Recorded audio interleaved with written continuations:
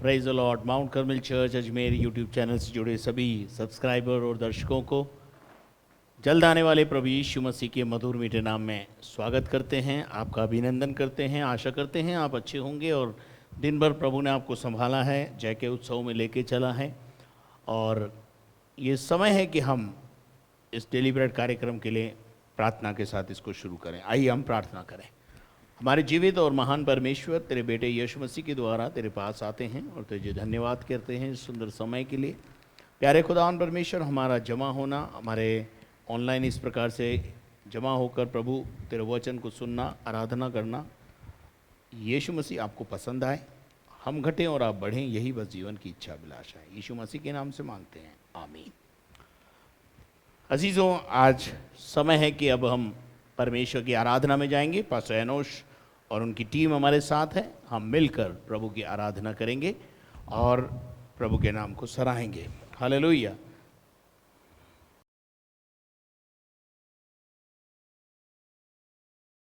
Praise the Lord. Praise the Lord. Hallelujah. Hallelujah. Come on, let us worship the Lord. उसकी सहायता से हम जीवित हैं Yes, और Lord. उसी की सहायता से हम आशीषित हैं। आइए मिलके उसके नाम को महिमा चढ़ाएं।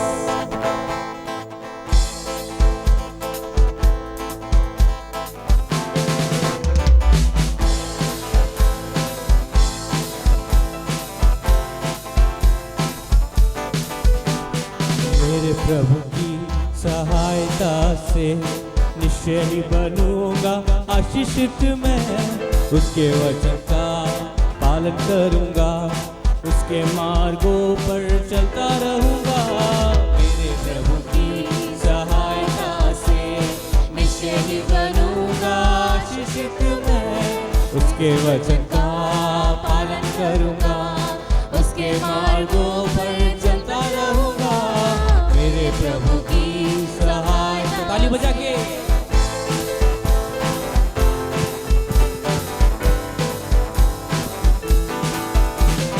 यीशु में आशीषित रहूंगा मैं, कामों में आशीष पाता रहूंगा। यीशु में आशीषित रहूंगा मैं, कामों में आशीष पाता रहूंगा। मेरे घर में कोई घटी न होगी, जरूरतें सारी पूरी होगी। मेरे घर में कोई घटी न होगी, जरूरतें सारी पूरी होगी। मेरे प्रभु की सहायता से निश्चय ही बनूंगा आशीषित मैं। उसके वचन का पालन करूंगा, उसके मार्गों पर चलता रहूंगा। मेरे प्रभु की सहायता से। Thank you, Lord.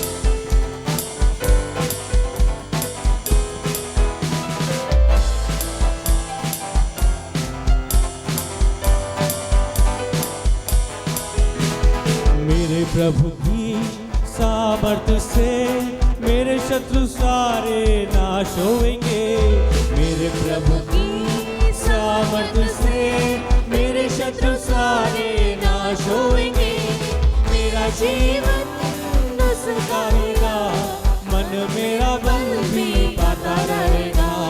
मेरा जीवन उसका रहेगा, मन मेरा बल भी पाता रहेगा। मेरे प्रभु की सहायता से निश्चय ही बनूंगा आशीषित मैं। उसके वचन का पालन करूंगा, उसके मार्गों पर चलता रहूंगा।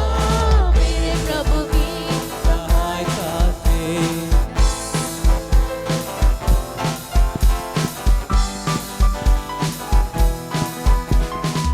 जीवन साथी और मेरे बच्चों पे आशीषें रहेगी उसकी दया से। जीवन साथी और सब मेरे बच्चों पर, मेरी संपत्ति पर भी आशीष रहेगी। जीवन साथी और सब मेरे बच्चों पर, मेरी संपत्ति पर भी आशीष रहेगी। मेरा जीवन उसका रहेगा, मन मेरा बल भी पाता रहेगा। मेरा जीवन उसका ही दान, तन मेरा बल भी पाता रहेगा। मेरे प्रभु की सहायता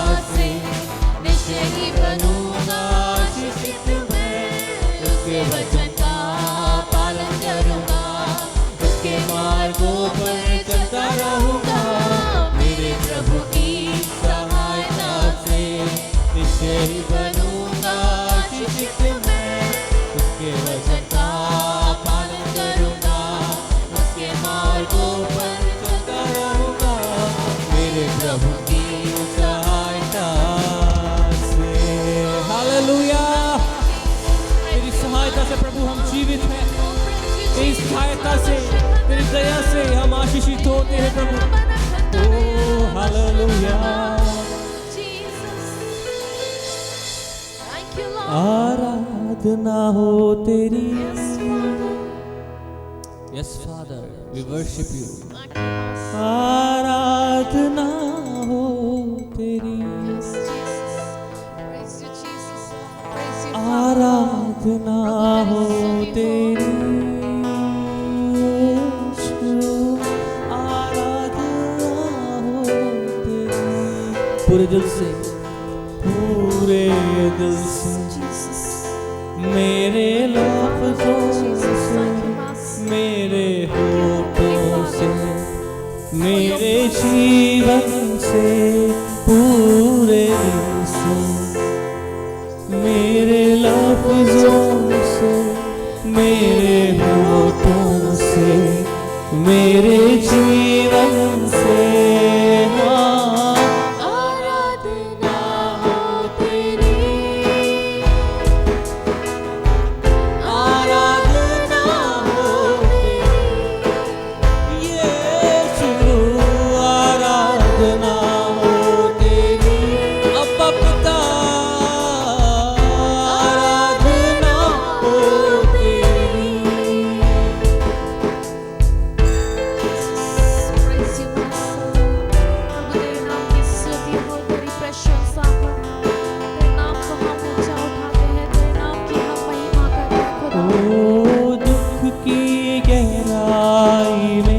दुख की गहराई में आराधना मैं करता रहूं, आराधना मैं करता रहूं, जीवन के हर मोड़ पे तेरी आराधना मैं करता रहूं, आराधना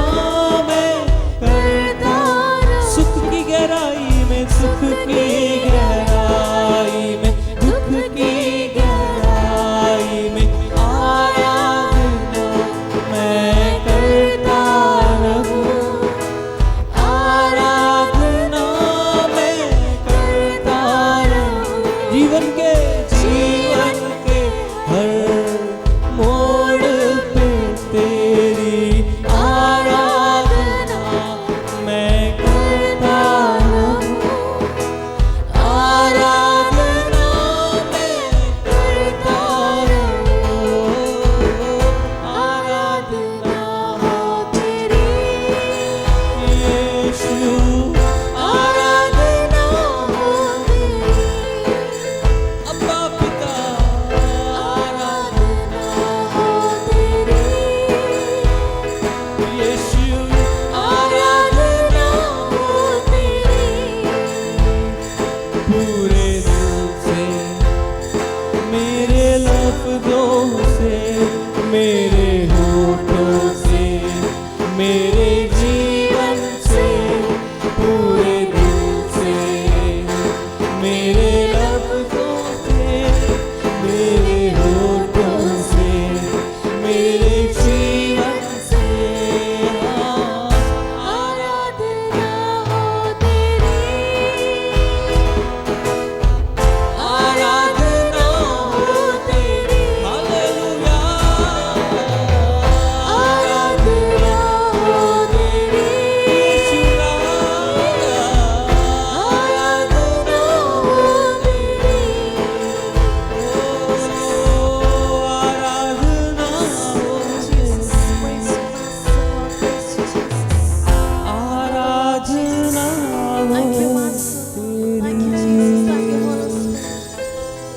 हाँ प्रभु, जीवन के हर एक मोड़ पे हम तेरी आराधना कर पाए, ऐसा हमें बल दे।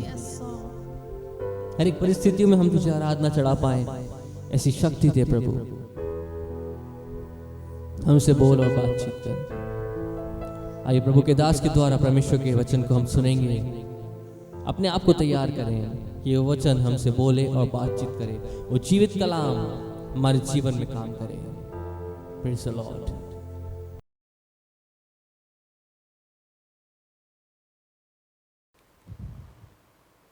प्रभु को धन्यवाद करते हैं, एक अच्छी आराधना आप प्रभु को चढ़ा पाए और परमेश्वर ने हमारी आराधना के दौरान में हमारी मदद की। आइए आज शाम के समय में परमेश्वर के वचन की ओर रुख करते हैं और परमेश्वर के वचन में से मत्ती रचित सुसमाचार उसका 21वां अध्याय और उसके पहले पद से लेकर 11 पद तक हम पढ़ेंगे। जब वे यरूशलेम के निकट पहुँचे और जैतून पहाड़ पर बैतफगे के पास आए तो यीशु ने 2 चेलों को यह कहकर भेजा, सामने के गांव में जाओ। वहां पहुंचते ही एक गधी बंधी हुई और उसके साथ बच्चा तुम्हें मिलेगा। उन्हें खोलकर मेरे पास ले आओ। यदि तुम में से कोई कुछ कहे तो कहना कि प्रभु को इनका प्रयोजन है, तब वह तुरंत उन्हें भेज देगा। ये इसलिए हुआ कि जो वचन भविष्यद्वक्ताओं के द्वारा कहा गया था वह पूरा हो। सिय्योन की बेटी से कहो, देख तेरा राजा तेरे पास आता है, वह नम्र है और गधे पर बैठा है, वरन लादू के बच्चे पर। चेलों ने जाकर जैसा यीशु ने उनसे कहा था वैसा ही किया। गधी और बच्चे को लाकर उस पर अपने कपड़े डाले और वह उन पर बैठ गया। तब बहुत से लोगों ने अपने कपड़े मार्ग में बिछाए और अन्य लोगों ने पेड़ों से डालियां काटकर मार्ग में बिछाई। जो भीड़ आगे आगे जाती और पीछे पीछे चली आती थी, पुकार पुकार कर कहती थी, दाऊद के संतान को होसन्ना, धन्य है वह जो प्रभु के नाम से आता है, आकाश में होसन्ना। जब उसने यरूशलेम में प्रवेश किया तो सारे नगर में हलचल मच गई और लोग कहने लगे, यह कौन है? लोगों ने कहा, यह गलील के नासरत का भविष्यद्वक्ता यीशु है। मेरे अजीज़ों, अभी हमने परमेश्वर के वचन को पढ़ा और जब हम 21वें अध्याय को पढ़ते हैं तो यहाँ हम देखते हैं, यहाँ लिखा है, जब वे यरूशलेम के निकट पहुँचे और जैतून पहाड़ पर बैतफगे के पास आए तो यीशु ने 2 चेलों को यह कह करके भेजा कि सामने के गांव में जाओ और वहाँ पहुँचते ही एक गधी तुम्हें बंधी हुई मिलेगी और गधी के साथ एक बच्चा भी बंधा हुआ मिलेगा और उसे खोलकर मेरे पास ले आओ। और यदि तुमसे कोई कुछ पूछे तो उसके मालिक को कह देना कि उस प्रभु को इसका प्रयोजन है, और तब वह तुरंत उन्हें भेज देगा। मेरे अजीजों, पहले हम इस बात को समझ लें कि यीशु मसीह ने यरूशलेम में प्रवेश करने से पहले एक गांव की ओर अपने 2 चेलों को यह कह करके भेजा कि जाओ, सामने के गांव में चले जाओ और वहां जब तुम जाओगे तो जैसे ही गांव में इस फलाने घर की तरफ जाओगे तो एक पेड़ से एक गधा और गधे का बच्चा दोनों बंधा हुआ मिलेगा और उसको खोल कर मेरे पास ले आओ। और प्रभु यीशु मसीह को यह भी पता था कि जब इस गधे के बच्चे को खोलना शुरू करेंगे तो गधे के जो स्वामी है, मालिक है, वो आएगा और इनको खोलने से रोकेगा। तब यीशु ने एक बहुत अच्छी बात कही कि उस घर के स्वामी को कह देना, मेरा नाम लेके बोलना कि प्रभु को अर्थात यीशु को इस गधे की जरूरत है। मैं ऐसा सोचता हूं मेरे अजीजों कि जैसे ही ये गांव में पहुंचे और जो कुछ यीशु ने कहा था उसके मुताबिक ये करने लगे, और जैसे ही इन्होंने गधी के बच्चे को खोलना शुरू किया, गधी के बच्चे का जो स्वामी था, मालिक था, वो आ गया और उसने उससे कहा, भाई ऐसा क्यों कर रहे हो तुम? क्यों इस बच्चे को खोल के ले जा रहे हो? ये हमारा गधा है, ये हमारे काम के लिए है। परंतु जैसे ही उन्होंने यीशु के बताए अनुसार ये कहा कि यीशु को इसकी जरूरत है। हमारे गुरु अर्थात प्रभु यीशु मसीह को इस गधे के बच्चे का प्रयोजन है। और जैसे ही उससे कहा, उस स्वामी ने उस गधे के बच्चे को खोलकर ले जाने दिया। यहां मैं आपको बताना चाहता हूं, मुझे ऐसा प्रतीत होता है कि इस घर में यीशु मसीह का आना जाना लगा रहता है।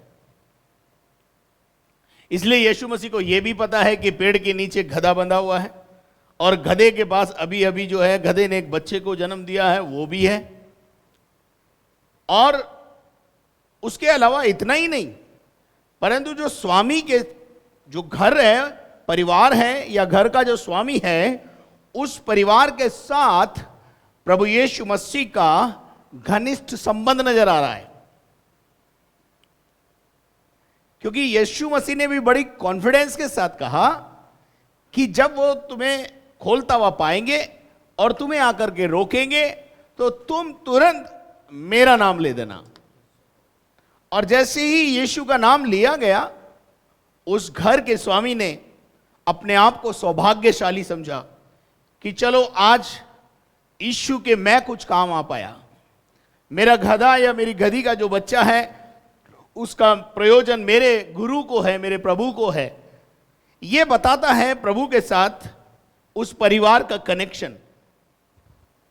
क्या आज शाम मैं आपसे पूछना चाहता हूं, आपका कनेक्शन प्रभु यीशु मसीह के साथ इस प्रकार का है? क्या आज शाम प्रभु आपसे कुछ मांगे या उसके नाम से कोई आपसे मांगे? समझना मेरी बात को। प्रभु आपसे कुछ मांगे ये एक अलग बात है, पर प्रभु का नाम लेकर आपसे कुछ बोले कि प्रभु को इस चीज की जरूरत है। जैसे मैं यहां पर बताना चाहता हूं रुक करके, यहां एक परमेश्वर का भवन बन रहा है, तो जरूरत मेरी नहीं है, उस प्रभु की है जिसका भवन बन रहा है। और उस प्रयोजन को पूरा करने के लिए परमेश्वर उन परिवारों का इस्तेमाल करना चाहता है जिन परिवारों में प्रभु यीशु मसीह का अपना व्यक्तिगत आना जाना है। क्या आप मेरी बात को समझ रहे हैं? यहां पर यीशु मसीह का इस परिवार के साथ एक गहरा संबंध दिखाई दे रहा है। क्योंकि जैसे ही यीशु ने कहा, मैं एग्जाम्पल देकर के कहना चाहता हूं, मान लीजिए पास्टर नरेश मेरे बहुत अच्छे मित्र हैं और मैं मिस्टर विशाल मेहरा को जाकर के बोलता हूं कि जाओ उनकी गाड़ी लेकर आ जाओ। और जब तुम गाड़ी लेने लगोगे तो जरूर वो आपसे पूछेंगे कि क्यों ले जा रहा हो भाई मेरी गाड़ी। और बस उनको कह देना पास्टर राजेंद्र डेविड ने गाड़ी मंगाई है।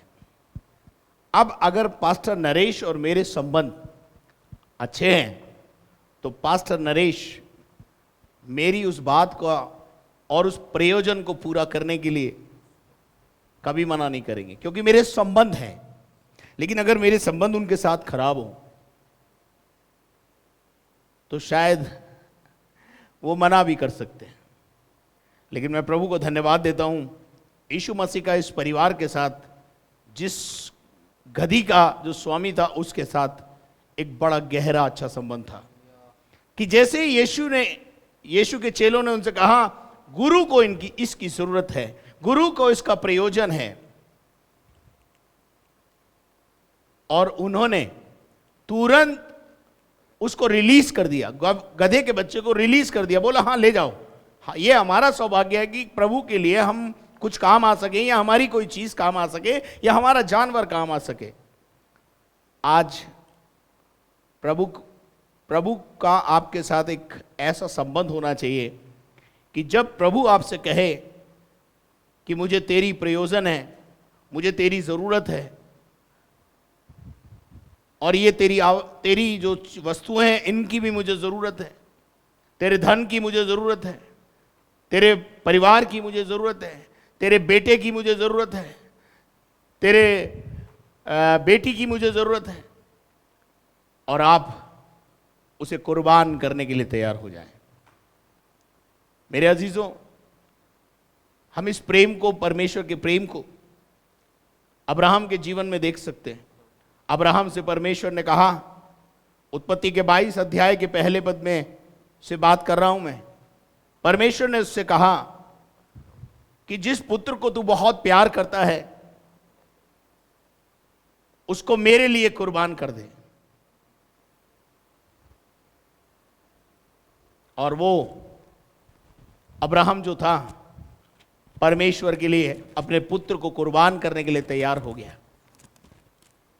आज जब प्रभु को आपकी जरूरत है, आज जब प्रभु को आपके धन की जरूरत है, आज जब प्रभु को आपके जानवरों की और आपके किसी वस्तु की जरूरत है, क्या आप खुशी से उसे निछावर करने के लिए तैयार हैं? जिस प्रकार से ये एक परिवार है जो परमेश्वर के लिए सब कुछ करने को तैयार है, क्या आप मेरे साथ हैं? हालेलुया। अब अगर अपन और आगे बढ़ें तो यहां हम देखते हैं कि प्रभु को इस तीसरे पद को पढ़े ब्रदर, तीसरे और चौथे को। यदि तुम में से कोई कुछ कहे, तुमसे कोई कुछ कहे, तुमसे कोई कुछ कहे तो कहना, तो कह देना कि प्रभु को इनका प्रयोजन है, हमारे स्वामी को इनकी इसकी जरूरत है, और तब वह तुरंत उन्हें भेज देगा। आज आप तैयार हैं प्रभु के प्रयोजन को पूरा करने के लिए? देखिए, प्रभु डायरेक्ट इसको नहीं कह रहा है। प्रभु ने 2 चेलों को बोला, जाकर उसको कह दो।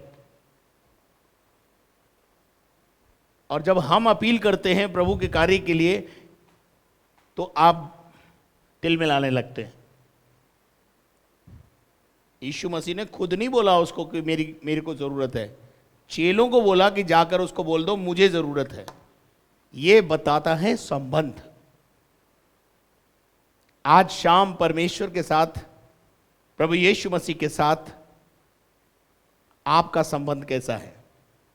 जब प्रभु आपसे कोई चीज मांगेगा, क्या आप अपनी वस्तुओं को, अपनी चीजों को, अपनी जिंदगी को, अपने बच्चों को उसके प्रयोजन के लिए, उसकी आवश्यकता को पूरा करने के लिए देने को तैयार होंगे? मेरे अजीजों, चलो आगे बढ़ते हैं। ये इसलिए हुआ क्यों यीशु मसीह ने गधे के बच्चे को ही मंगाया?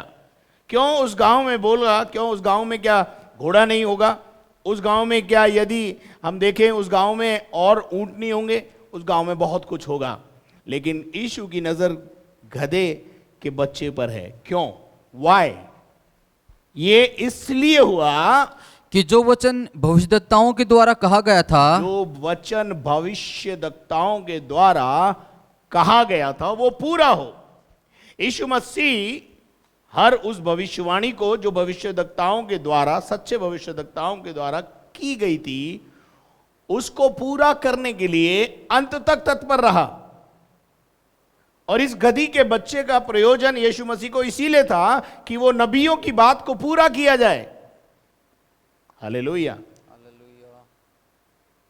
मेरे अजीजों, एक परमेश्वर के दास भविष्यवाणी करके गए कि प्रभु माउंट कार्मेल चर्च को 3000 लोग देने वाला है और उसके साथ उतना ही बड़ा भवन भी देने वाला है। हालेलुया। हम देख रहे हैं कि वो भविष्यवाणी पूरी होने जा रही है। हालेलुया। उस भविष्यवाणी को पूरा होने में, कौन सी भविष्यवाणी? जो जकरिया की किताब, उसका 9वां अध्याय और उसके 9 पद को पढ़े जरा ब्रदर।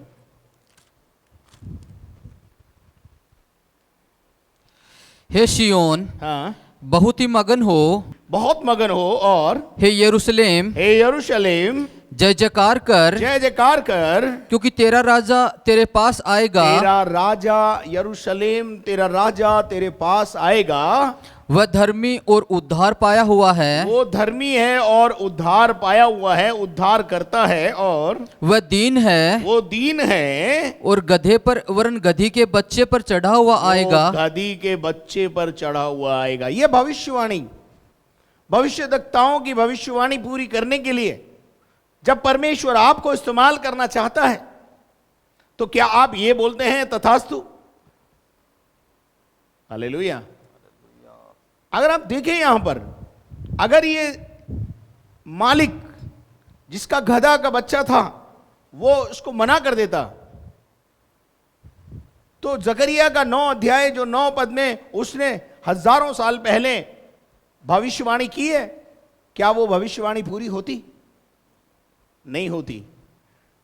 परमेश्वर अपने दास, अपने नबियों की भविष्यवाणियों को पूरा करने के लिए विश्वासियों को इस्तेमाल करता है।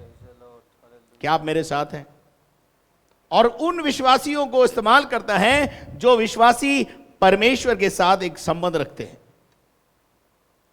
मैं ऐसा विश्वास करता हूं कि इस गांव के अंदर इस परिवार का यीशु मसीह का आना जाना होगा, इस परिवार के साथ ऐसे संबंध होंगे कि इसका नाम ही काफी है, इसका नाम ही काफी है। यीशु के नाम से बोलने पर ही लोग उभरता हुआ देने चालू करेंगे। बस इतना सा कह देना कि यीशु को इसकी जरूरत है। अगर यीशु मसीह के और उस परिवार के एक संबंध नहीं होते, तो मैं सोचता हूं कदाचित कोई क्रॉस क्वेश्चन हो सकता था। वो बोल सकते थे जाकर उससे बोल दो खुद आकर के बात करे, लेकिन वो यीशु का और यीशु के चेलों का, यीशु के बातों का इतना आदर करते थे, यीशु को भी जाने की जरूरत नहीं थी। यीशु ने अपने 2 चेलों को भेज दिया। उसको मालूम था कि मेरा उसके साथ ऐसा संबंध है, मेरा नाम ही काफी है। आज जब प्रभु का ये वचन पूरा होने के लिए इस गधी की जरूरत थी, और परमेश्वर ने उस गांव के उस विश्वासी को इस्तेमाल किया कि वो गधी का बच्चा लाया गया और गधी के बच्चे पर यीशु मसीह को बैठा दिया गया, और ये भविष्यवाणी जो जकरिया 9:9 में थी उसको पूरा करने के लिए परमेश्वर ने, आज भी मैं आपसे बताना चाहता हूं विश्वासियों कि परमेश्वर आपको, आपके परिवार को, आपके बच्चों को, आपकी चीजों को अपनी जलाल, अपनी महिमा के लिए और उन भविष्यद्वक्ताओं की बातों को पूरा करने के लिए, उन भविष्यवाणियों को पूरा करने के लिए आपका इस्तेमाल करना चाहता है। हालेलुया। आप मत समझना कि परमेश्वर आपके भरोसे बैठा हुआ है। मैं ऐसा विश्वास करता हूं कि अगर इस परिवार का संबंध यीशु मसीह के साथ अच्छा था तो यीशु मसीह को इन्होंने गधी के बच्चे को दे दिया, लेकिन अगर ये मना कर देते तो शायद ये अपॉर्चुनिटी दूसरे को मिल जाती, क्योंकि गांव में केवल एक ही का गधा का बच्चा नहीं था। लेकिन धन्य है कि आपका गधा का बच्चा इस गांव के अंदर इस परिवार का चयन हुआ कि उस भविष्यवाणी को पूरा किया जाए और आप उसके काम आ सकें। सो मेरे अजीजों, फिर उसने कहा, 6 पद बढ़िया, चेलों ने जाकर जैसा यीशु ने उनसे कहा था, हाँ, वैसा ही किया। हम यहां पर देखते हैं चेलों ने अपनी कोई ताकदीना नहीं की, अपना कोई तौर तरीका नहीं निकाला। चेलों ने जाकर सीधा उसे खोलना शुरू किया। मालिक आया, मालिक को केवल बोला यीशु को इसका प्रयोजन है, और मालिक ने जैसे यीशु का नाम सुना उन्होंने कहा जी यीशु को इसका क्या जरूरत है, अगर हमारी भी जरूरत है तो हम चलने को तैयार हैं। हालेलुया। काश आज जितने सुनने वाले हैं वो सब भी यीशु के लिए इतने ललायित हो जाएं, यीशु के लिए अपने जीवन को समर्पित कर दें। और 7वां पद क्या लिखा है? और गधी और बच्चे को लाकर, गधी और उसके बच्चे को लाकर उन पर अपने कपड़े डाले, गधी को ले आए, और गधी को लाने के बाद उन पर अपने कपड़े डाले, उस गधी के बच्चे के ऊपर अपने वस्त्रों को डाला, और वह उन पर बैठ गया। और यीशु उस पर बैठ गया। यीशु जब यरूशलेम में प्रवेश कर रहा है, मेरे अजीजों, इस बार जब यीशु मसीह का यरूशलेम में प्रवेश, यीशु मसीह वैसे कई बार यीशु मसीह यरूशलेम आया और कई बार आया और कई बार गया, कई बार आया और कई बार गया, लेकिन इस बार यीशु का प्रवेश कुछ निराला है। इस बार यीशु मसीह ने गधी के बच्चे का चुनाव किया है और गधी के बच्चे पर सवार है और भीड़ ने उसे आकर घेर लिया है और भीड़ यीशु के पीछे पीछे चल रही है। यीशु गधे के बच्चे पर सवार है। लोग डालियां काट काट के लाकर यीशु के सामने यानी गधे के सामने डाल रहे हैं और गधा सोच रहा है मेरी वैल्यू है। मैं आपको बता दूं, गधे की वैल्यू जब बढ़ती है जब यीशु सवार होता है। जिस गधे पर राजा बैठा हो, कौन उसे टोक सकता है जी? कोई भी नहीं टोक सकता। और कोई यह भी प्रश्न नहीं कर सकता, अरे तुम राजा होगे गधे पे क्यों बैठे हो? राजा है, उसकी मर्जी है जिस पर बैठे। आज आप में से किसी के ऊपर भी यीशु सवार होना चाहता है, चाहे आपके पास बुद्धि है या नहीं है, आप पढ़े लिखे हैं या नहीं हैं, उससे कोई फर्क नहीं पड़ता। परमेश्वर का वचन में लिखा हुआ है, परमेश्वर ने जगत के मूर्खों को चुन लिया ताकि वो उनके ऊपर सवारी करे और ज्ञान वालों के ज्ञान को लज्जित कर दे। मेरे अजीजों, पुराने नियम में अगर आप पढ़ेंगे तो आपको पता चलेगा कि जो गधे होते थे वो राजा की सवारी के लिए इस्तेमाल किए जाते थे और जो गधे होते थे उनके सामने जब राजा बैठते थे तो उसके सामने वस्त्रों को डाल दिया जाता था। एक स्पेशल ओकेजन को तैयार किया जाता, जैसे वस्त्रों को बिछा दिया जाता था। और पढ़ेंगे जरा दूसरा राजा उसका 9 अध्याय उसका 13 पद। तब उन्होंने झट अपना वस्त्र उतार कर उसके नीचे सीढ़ी पर बिछाया, सीढ़ी के ऊपर बिछा दिया और नरसिंगे फूंक कर कहने लगे, और नरसिंगा फूका और कहने लगे, येहू राजा है, येहू हमारा राजा है। वस्त्र बिछाने का जो तात्पर्य है वो ये है कि दिल और जान से किसी को अपना राजा मान लेना। यहां लोग जब वस्त्र उतार कर यीशु के सामने डाल रहे हैं, उस गधी के ऊपर डाल दिए और गधी के अलावा सामने भी जब वो जिस रोड पे से होकर वो गुजर रहा था, लोग अपने अपने वस्त्र उतार कर उस वस्त्रों को डाल रहे थे, अपने कपड़ों को डाल रहे थे। ये इस बात का प्रतीक था कि वो यीशु मसीह को अपना राजा डिक्लेयर कर रहे हैं। क्या आप मेरे साथ हैं? मेरे अजीजों, परमेश्वर यहां पर देख रहा है कि वचन बताता है कि हम वस्त्रों को डालना, डालियों को काट कर ला के डालना, खुशी का इजहार करना, अपना सर्वस्व उस राजा के लिए समर्पित कर देना, ये इस बात को बता रहा है। और 8 पद को पढ़ेंगे जरा। तब बहुत से लोगों ने अपने कपड़े मार्ग में बिछाए। अब यहां देखते हैं हम कि 8वें पद में वो घटना हो रही जो येहू को राजा मानते समय हो रहा है।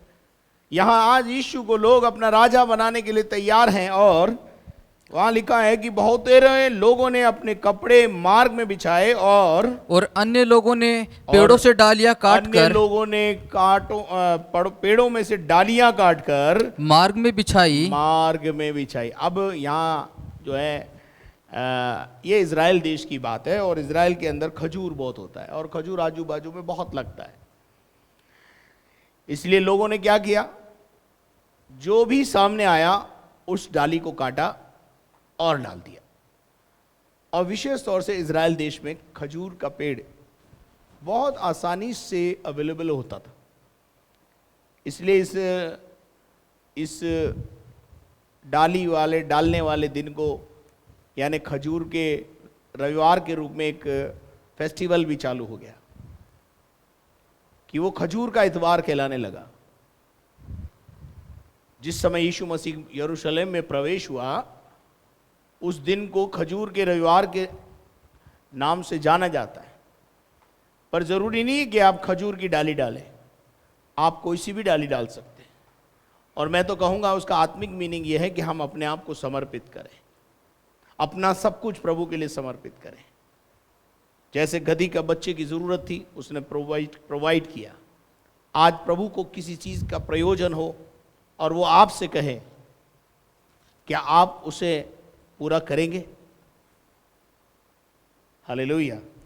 यहाँ लिखा है, उन्होंने मार्ग में अपने कपड़ों को बिछाया और लोगों ने पेड़ों से डालियां काटकर मार्ग में बिछाई।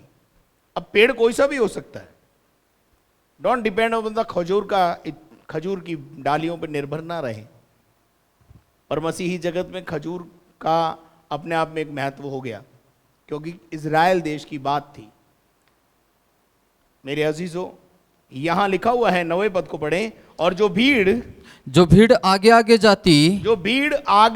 जाती थी और पीछे पीछे चली आती। इसका मतलब यीशु मसीह सेंटर में है, आगे भी भीड़ है, पीछे भी भीड़ है, और लोग आनंद मनाते हुए, होशन्ना के नारे लगाते हुए, आराधना करते हुए, यीशु को अपना राजा बनाने के लिए डिक्लेयर करते हुए आज सड़कों पे निकल आए और नगर में उथल पुथल मच गई है। नगर उल्टा पुल्टा हो गया है, नगर में बड़ी हलचल मच गई है।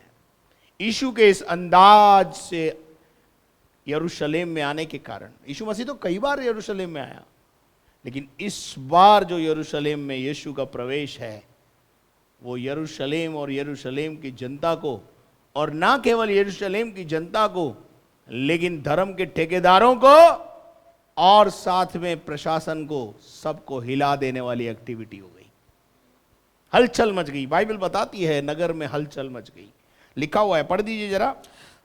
पुकार पुकार कर कहती थी, हाँ, दाऊद के संतान को होशन्ना, वो दाऊद की संतान होशन्ना, धन्य है वो जो प्रभु के नाम से आता है, धन्य है वो जो यीशु परमेश्वर के नाम से आता है, आकाश में होशन्ना। आकाश में होशन्ना। जब उसने यरूशलेम में प्रवेश किया, लिसन केयरफुली, जब उसने यरूशलेम में प्रवेश किया तो सारे नगर में हलचल मच गई। सारा नगर उल्टा पुल्टा हो गया, हलचल मच गई। मेरे अजीजों, जब यीशु मसीह हमारे जीवन में आता है और जब हम यीशु को अपना राजा मान लेते हैं, तो मैं ऐसा विश्वास करता हूं कि उस नगर में हलचल जरूर मचेगी। हालेलुया। जैसे आज हमारे नगर में एक हलचल मची हुई है। हालेलुया। यीशु को जब कोई व्यक्ति व्यक्तिगत रूप से अपना राजा मान लेता है, उसके परिवार में हलचल मच जाती है, उसके नगर में हलचल मच जाती है। मेरे अजीजों, यहां लिखा हुआ है, जब उसने यरूशलेम में प्रवेश किया तो सारे नगर में हलचल मच गई और लोग कहने लगे, ये कौन है? लोग क्या कहने लगे? यह कौन है? ये कौन है? ये प्रश्न कौन कर रहा है? मैं सोचता हूं उस जमाने के जो धर्म के ठेकेदार थे, वो पूछ रहे होंगे, ये कौन है? अरे ये तो यीशु नासरी है, हैं? आज गधे पे कैसे बैठा हुआ है, राजा की तरह एक्ट कर रहा है, ये कौन है? ये कौन है जो गधी के बच्चे पर सवार होकर आ रहा है? ये कौन है जिसके आगे और पीछे एक बड़ी भीड़ है? ये कौन है जिसके पीछे जमाना चल रहा है? ये कौन है?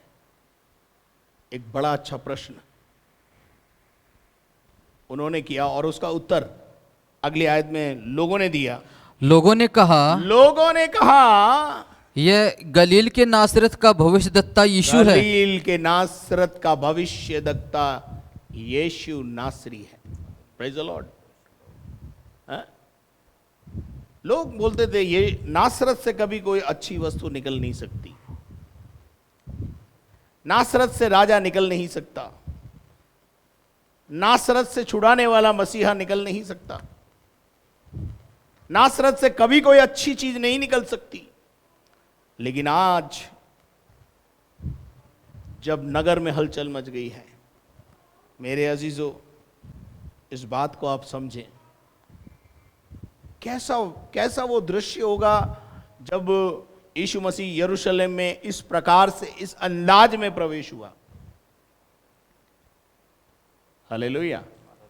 इस अंदाज में जो यीशु मसीह का प्रवेश है वो देखने लायक है। लोगों का यीशु मसीह को अपना राजा के रूप में स्वीकार करना, उसके आगे अपने वस्त्रों को बिछा देना, उसके आगे डालियां काट करके ला करके डालकर खुशी का इजहार करना, नारे लगाना, दाऊद के संतान होशन्ना, ऐसे नारों से पूरा नगर गूंज गया है। Praise the Lord. नगर में हलचल मच गई। जिस नगर में यीशु आता है उस नगर में हलचल मच जाती है। जिस नगर में लोग यीशु को अपना राजा मानते हैं उस नगर में हलचल मच जाती है। हालेलुया। मेरे अजीजों, आज शाम आपने ये परमेश्वर का वचन सुना है और मैं आपसे पूछना चाहता हूं, क्या आप आज शाम के वचन से अपने जीवन की तुलना करेंगे? जैसे उस परिवार के लिए मैंने बताया कि उस परिवार का यीशु के साथ एक संबंध, और जब किसी चीज की प्रयोजन यीशु को है तो उस परिवार ने अपना सब कुछ देने के लिए तैयार हो गया। क्या आप एक ऐसा परिवार हैं?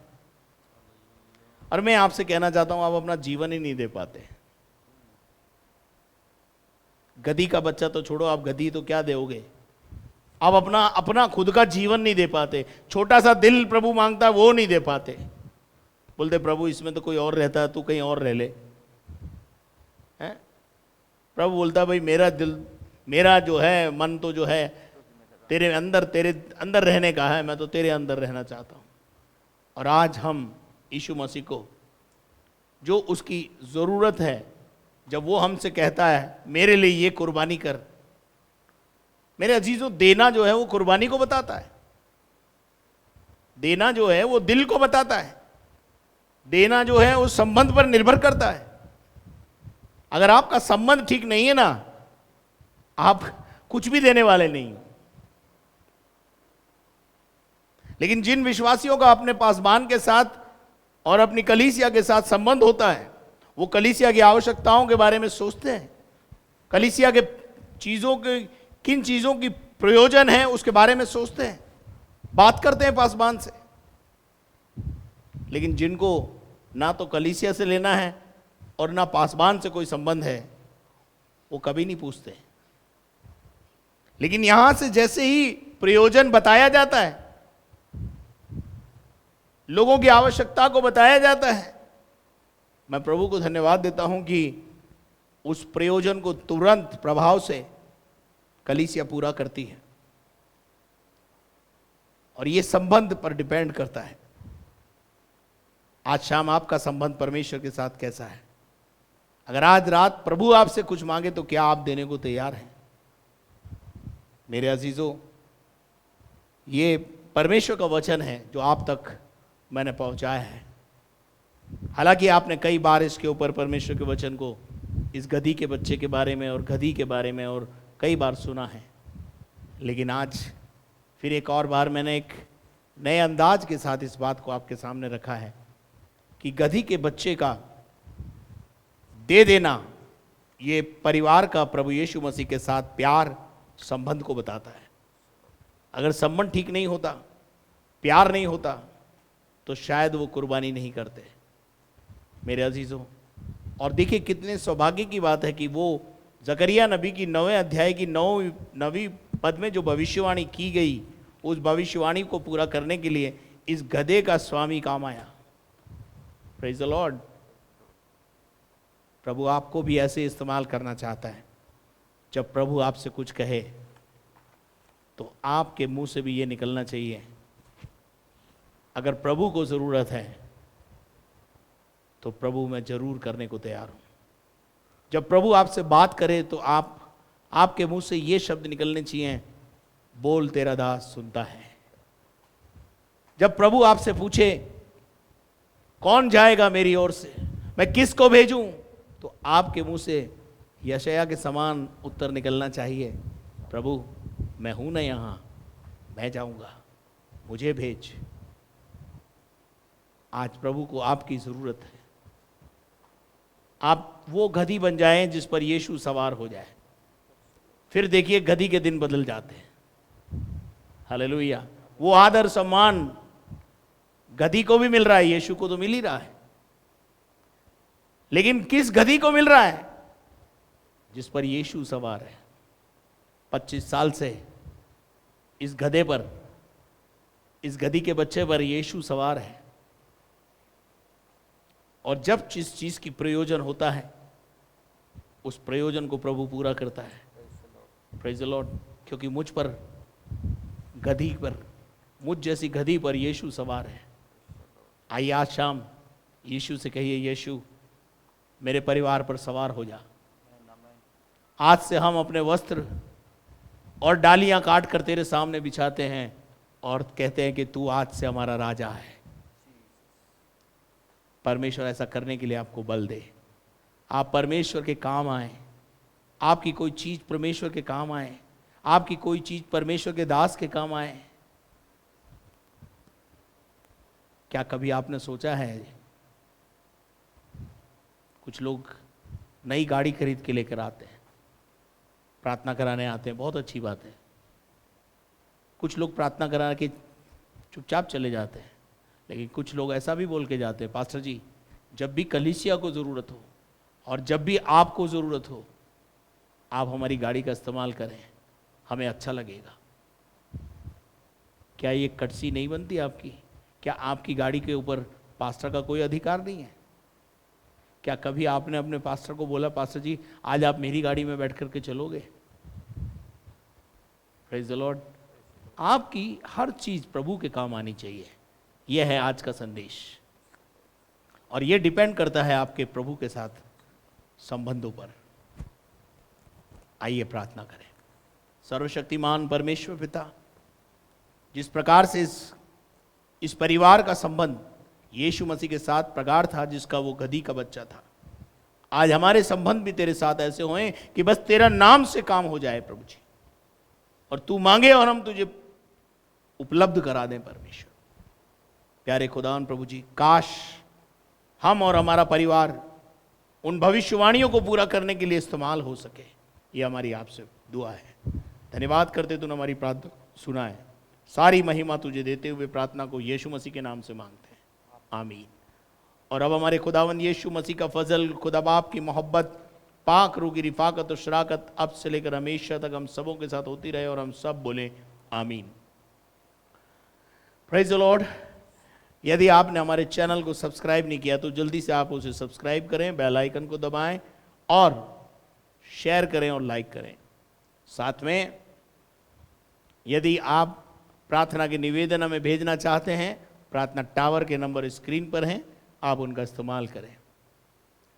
यदि आप इस सेवकाई को आगे बढ़ते हुए देखना चाहते हैं, 2 प्रकार से आप हमारी मदद कर सकते हैं। पहला है अपनी निजी और पारिवारिक प्रार्थनाओं में हमें उठाए रखें। नंबर 2, आर्थिक तौर से अगर आप सहयोग करना चाहते हैं, बैंक अकाउंट की डिटेल स्क्रीन पर है। एक और सूचना के साथ खत्म करूंगा। यदि आप कोविड-19 से बीमार हैं, परेशान हैं, या अन्य किसी और प्रकार की बीमारी से परेशान हैं, तो इस शनिवार 11 बजे से लेकर 12 बजे तक प्रभु के दास आपके लिए प्रार्थना करेंगे और प्रभु आपको चंगा करेगा, ऐसा हमारा विश्वास है। उस जूम पर मीटिंग अटेंड करने के लिए प्रेयर टावर पर लिखे गए नंबरों को नोट करें और उनसे संपर्क करें। वो आपको लिंक भेजेंगे, तभी आप उसमें शामिल हो पाएंगे। Thank you very much and may God bless you. यदि किसी विश्वासी को, किसी ऐसे व्यक्ति को जोड़ना है, तो भी लिंक आप इन तीनों नंबर्स पर व्हाट्सएप करके या फ़ोन करके उनसे ले सकते हैं। जो आईडी है वो अवेलेबल हो चुकी है। Thank you very much and may God bless you.